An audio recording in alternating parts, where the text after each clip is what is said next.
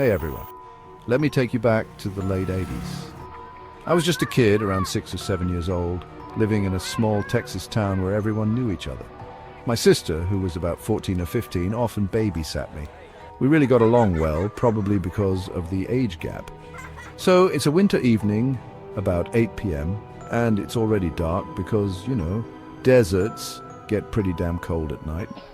We're in the common room, which is where the TV was, watching one of those intense crime shows like 60 Minutes or 48 Hours. This particular episode was about a quiet guy who went on a rampage, mutilating his neighbors and kidnapping their young daughter.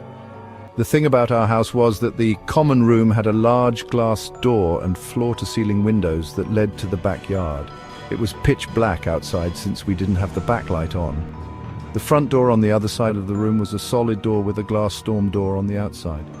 About 45 minutes into the show, they're talking about the manhunt for this crazy guy when suddenly, bam, bam, bam, someone bangs on the front door like crazy. We jump up and scream our heads off. Dead silence follows. The only lights on are the kitchen light down the hall and the TV. We start rationalizing, thinking maybe something on the porch got blown against the door. West Texas has some strong winds.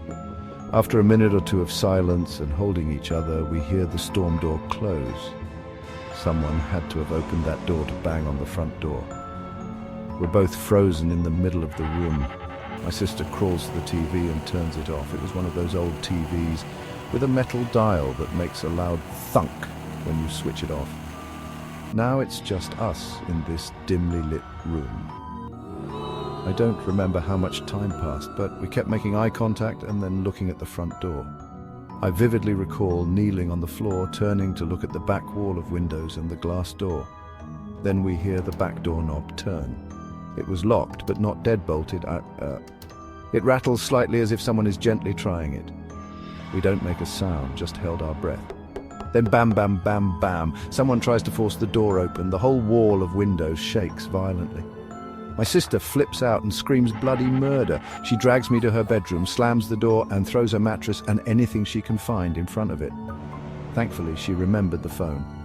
One of those heavy, beige, plastic portable phone.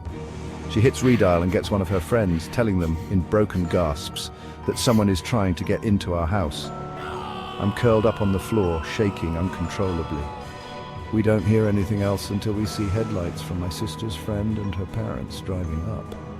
We never found out who was at the door or why. There were no signs of forced entry, just a couple of scuff marks on the back door.